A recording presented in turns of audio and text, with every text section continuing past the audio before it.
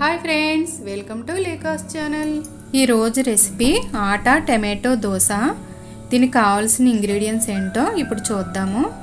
ఒక గిన్నె తీసుకుని ఒక కప్పు గోధుమ పిండి, అలాగే 5 టేబుల్ స్పూన్లు బొంబాయి రవ్వ, 1 స్పూన్ జీలకర్ర, తగినంత సాల్ట్ వేసుకుని ఈ మిశ్రమాన్ని అన్నీ కలిసేలాగా కలుపుకోవాలి ఫస్ట్.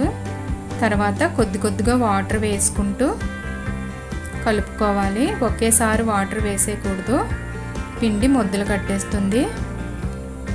ఇలా కొద్దిగా వాటర్ వేసుకుంటూ కలుపుకుని పిండి అంతా కలిసిన తర్వాత అప్పుడు తగినన్ని వాటర్ వేసుకుని కలుపుకోవాలి. మరీ పలుచగా కాకుండా మరీ చిక్కగా కాకుండా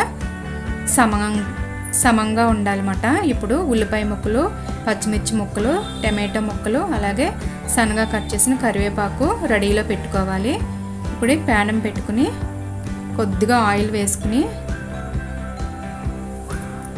ప్యానం వేడైన తర్వాత కరివేపాకు తరుగు కొద్దిగా వేసుకోవాలి. ఇది కొద్దిగా వేడైతే బాగుంటుంది స్మెల్. తర్వాత ఉల్లి తరుగు వేసుకోవాలి. సన్నగా కట్ చేసుకుని ఉల్లిపాయ ముక్కలు వేసుకుని కొద్దిగా వేయించుకోవాలి పచ్చిపోయే వరకుని. అలాగే కారాన్ని తగినంత పచ్చిమిర్చి ముక్కలు కూడా వేసుకోవాలి.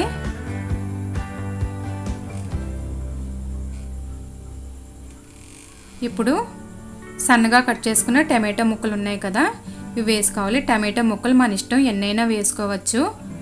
అలాగే ఇంకా ఏమైనా వెజిటబుల్స్ కావాలంటే క్యారెట్, క్యాప్సికమ్ ఇవి కూడా యాడ్ చేసుకోవచ్చు. బాగుంటుంది కలర్ఫుల్గా. సేమ్ పిజ్జా మనం చూస్తుంటాం కదా, పిజ్జా ఎలా ఉంటుందో అలా కలర్ఫుల్గా ఉంటుందన్నమాట. ఇప్పుడు ఇవన్నీ కొంచెం వేగిన తర్వాత పైన కొంచెం కావలిస్తే సాల్ట్ కొద్దిగా మనం కారం కూడా వేసుకోవచ్చు ఆ ముక్కల్లోని, అది మీ ఇష్టం. వేసుకోకపోయినా పర్వాలేదు. ఇప్పుడు దోశ ఇలా వేసుకోవాలి వాటి మీద నుంచి. ఇప్పుడు అది ఒక 2 నిమిషాలు కాలిన తర్వాత ఇప్పుడు చుట్టూరు ఆయిల్ వేసుకోవాలి. ఇప్పుడు చూడండి, ఒక 2 నిమిషాలు అయిన తర్వాత మళ్ళీ చుట్టూరు ఇలా వదిలేస్తుంది కదా, దోశ అంతా ఇలా చుట్టూరు వదిలితే కాలినట్టుమాట. అప్పుడు దీన్ని తీసేసుకోవడమే.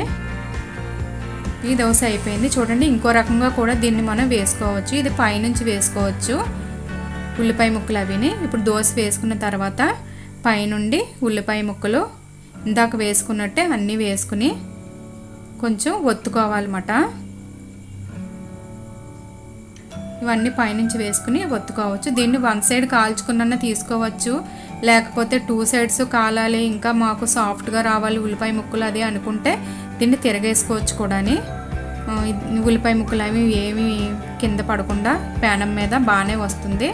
చూడండి, ఇప్పుడు తిరగేసాను కదా, 1 సెకండ్ ఇలా వేడైన తర్వాత కొంచెం సాఫ్ట్గా అవుతాయి ఉల్లిపాయ ముక్కలు అయ్యి. ఇలా తిరిగేసుకుని తీసుకుంటే ఇంకా బాగా కుక్ అయ్యి ముక్కలన్నీ బాగుంటుంది. ఇలా కూడా వేసుకుని తింటే ఈ దోశ చాలా బాగుంటుంది. గోధుమ పిండి హెల్త్కి మంచిది కదా. చూడండి ఎంత బాగున్నాయో కలర్ఫుల్గాని. ఇలాగ తప్పకుండా మీరు ట్రై చేయండి. ఈ వీడియో మీకు నచ్చినట్లయితే లైక్ చేయండి, తప్పకుండా సబ్స్క్రైబ్ చేయండి.